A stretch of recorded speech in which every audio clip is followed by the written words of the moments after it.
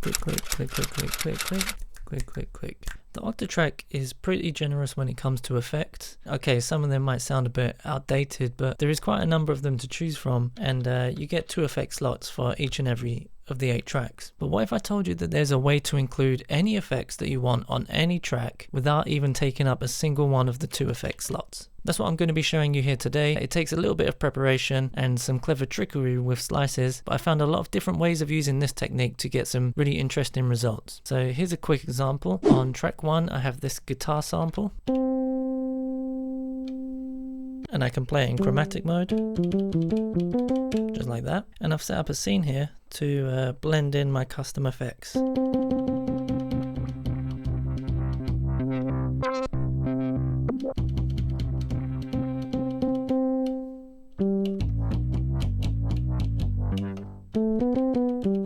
Just like that. Ignore the crap you're playing. I have no idea how to play anything good using this chromatic thing. And I have another one set up here.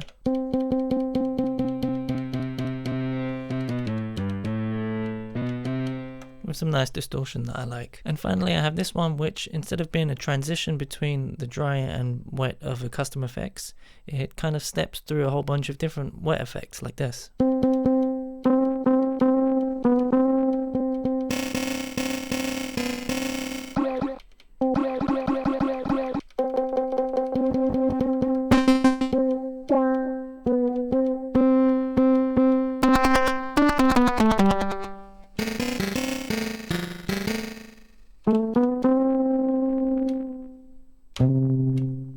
Whenever I set up something like this, it all has to start in the DAW, I'm afraid. You can find ways to achieve the same results if you're using outboard effects. You can record into the record buffers and prepare it that way. I'll leave that to you to figure out. I guess if there's an appetite, I can do a step-by-step in another video. But for me, the fastest way is in the DAW where I prepare my samples. On this track, you can see I've got a single guitar sample. And I've duplicated it so that I have 16 of these. Now in the effects for this track, well, I switched them on. I've got a whole bunch of effects here. I'm using repitch, UAD Marshall Plexi Super Lead, Moog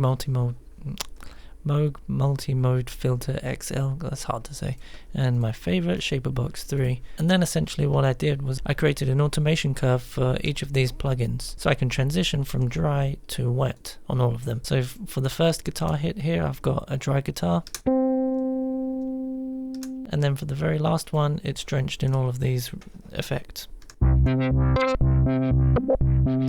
It's probably also worth mentioning here that although I'm using a one-shot sample for this synth, you can also use a single cycle waveform. Then what I do is I will render this as one sound file, send that to the Octatrack. Now back in the Octatrack, I just need to load the sample into a static machine, open up the audio editor with AED, go to slice mode. I want to create slice grid for 16 slices because I used 16 samples to create the transition.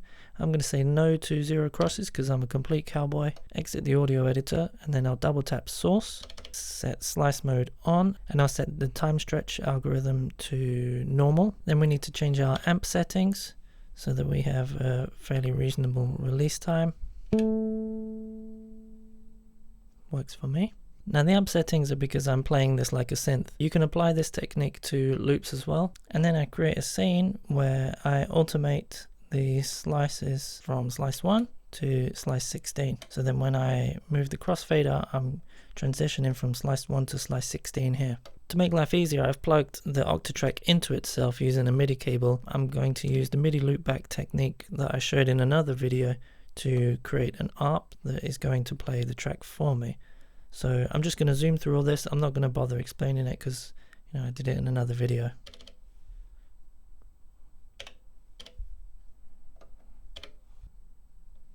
Here we go.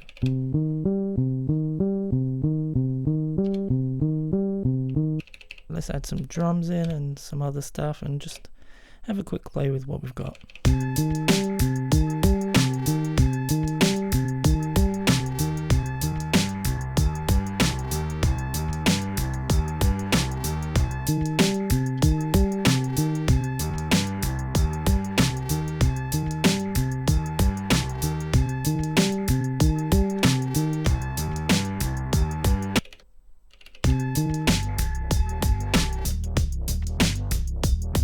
Just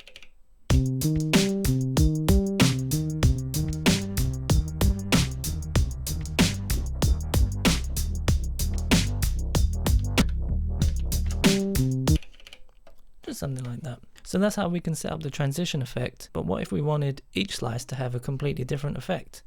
Well, let's go back into the DAW for this. This time what I did was I took the guitar sample on this track here, and I created 15 other versions with different effects on.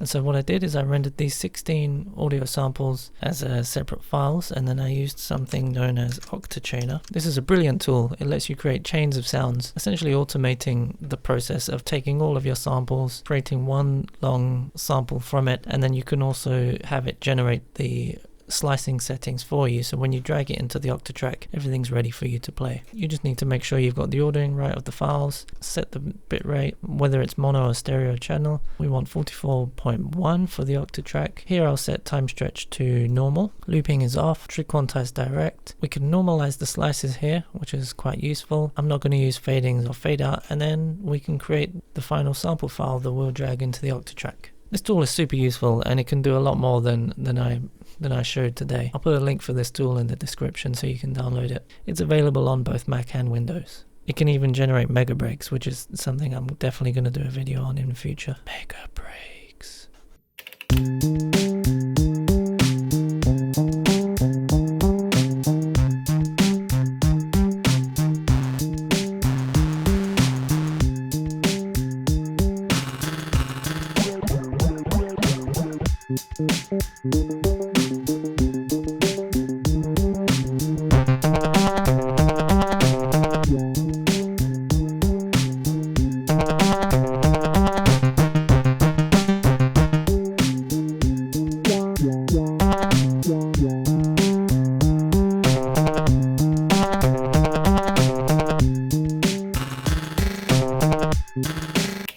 I just want to say thank you for watching this.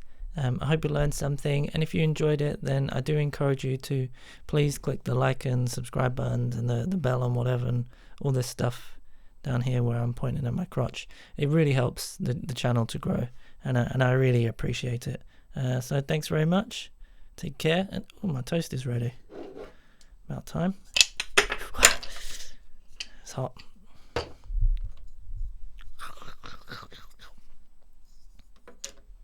Bye.